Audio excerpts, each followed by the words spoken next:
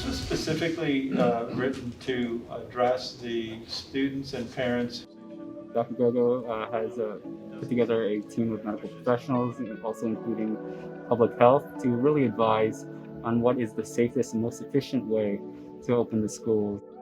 I want to make sure that the environment of the school represents safety.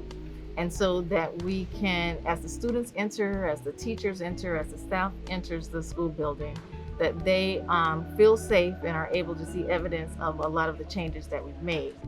We've been at this for months now, and I think that the advantage that we've had is that we've been able to learn things over those months. Things that we've learned in the hospital, I've taken that knowledge and given that to the public schools.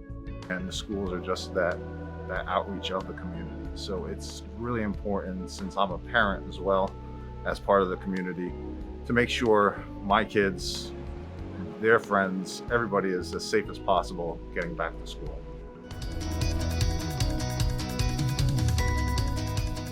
Welcome back to Community Connections. I'm Lori Matway. You just saw a small clip of Dr. Grego and Dr. Cho from the Department of Health visiting some of our schools as we prepare to reopen. Joining me now is Sara O Toole. She is our school health managing officer, I should say that correctly. And thank you, Sara, for being here. Thank you for having me. And Sara, as you've been part of this team of experts, we have brought health experts in to prepare us from the transition from that virtual setting we were in the last quarter and back to the brick and mortar. Can you share with us kind of who's on that team and what you've been working on? Absolutely. So the team really got together at the end of April, and it was comprised of some medical experts in our community, namely Dr. Cho, who's the medical director for the Department of Health, Dr. Nichelle Threadgill, she is the medical director for Community Health Centers of Pinellas, Dr. Allison Messina, who's the chair of infectious disease at Johns Hopkins All Children's Hospital. We also had representatives from the PCC PTA have been involved, from the Pinellas County Teachers Association has been involved in the process as well. And so we really have been touring schools, trying to get a feel for the environment of a school. You know, it's been many years since many of us have been in school buildings. And so just to kind of get a layout of the environment, that's how we started. A reintroduction to a school environment and how we can make the environment safe for our students. Great. And so what type of protocols have they put in place based on the experts' opinions and thoughts on how we keep our students and our staff safe as we return? So it's really multiple layers of safety. So obviously face coverings are going to be required for our students returning back to traditional school. That's one level of protection. Social or physical distancing is another level of protection. So we've spaced desks out as far as at least 6 feet, or as far as possible in a classroom. They've removed all non-essential furniture. And the medical professionals did tour a lot of classrooms to see kind of the layout. Schools have rethought how they're doing lunches, how they do lockers, how they do pickup and drop off, how they stagger recess and PE. Wow. So really all encompassing, every aspect of the day has really been looked at through the lens of keeping children safe and as separated from each other as possible, within keeping them within their cohort. Great. Well, your staff have been working throughout the summer preparing our schools, and share with us a little bit the difference of what the clinic looks like this year. And we have another place that we're going to isolate students that may have symptoms of COVID. So share with us what that looks like this year. Yeah, so this year we have 2 spaces. We have what we call a well room, or a space for the well students. And then we also have an isolation room. So, for example, if a teacher is concerned about a student in their classroom, they're just not looking right, they're not feeling right, during one of their informal checks, the student kind of indicates they aren't doing so well, the teacher should call the front office or call the nurse. And the nurse will come to the classroom to assess the student. We'll pull them out into the hallway, just kind of ask them some questions. The nurses will have a little bag with them with a thermometer and gloves and things like that.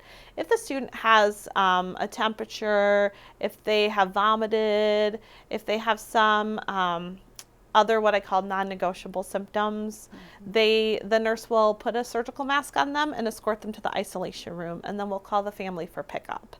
And just because they're in the isolation room does not mean that they have COVID. It just means that there's, something else going on. We'll encourage the family to pick up their child as soon as possible and seek further medical care for their child. For students who need the nurse on an ongoing basis, so for example, they take medications at school or they have some other sort of nursing procedure at school, the nurse is really going to go to the students as much as possible because we want to keep the students in with their cohort. So we don't want students traveling around the school, mixing with other students. We want to keep them with their classmates as much as possible. That's great. Now, as a parent, what should they be looking for in the morning before they put their child either on the bus or send them out to walk to school? What are those symptoms that they should be checking? So we know that preventing anybody who's sick from coming into school is the best thing that we can do to prevent the introduction of all sorts of germs into school. So parents every morning really should be looking at their own student because you're going to know your student the best. And so you're going to want to check for a fever greater than or equal to 100.4. Are they extremely tired? Do they have a new or worsening cough? Or are they complaining of difficulty breathing? Do they just look run down? Are they complaining of body aches? There's a lot of classic signs like that are cause for concern. And so if your child exhibits any of those symptoms, we do ask that you do not put them on the bus, that you keep them home from school that day and call their healthcare provider. Great advice. Thank you, Sarah. So one final question. Each year we're told to get a flu shot. We need to get a flu shot. Most of us do, but some of us still don't. Why is it so important this year that folks get their flu shot? So this year it's extremely important to get a flu vaccine. The symptoms of the flu and the symptoms of COVID-19 overlap in so many ways. And so if you get a flu shot, your symptoms might be milder if you do get the flu, but also it helps with the diagnosis part. So if you do get sick with some of those COVID symptoms, but you've gotten a flu shot, they can almost always rapidly rule out the flu and look into something else. Oh, that's great. Yeah. Well, thank you, Sarah, for joining us. I just feel like Pinellas County has done everything they can to prepare for a safe opening.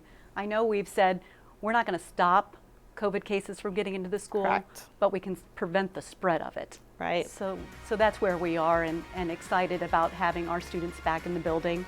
And those that are online, we will welcome them back when they're ready to come back. Yep, absolutely. So thank you, Sarah. Thank you for joining us for Community Connections. Join us next time.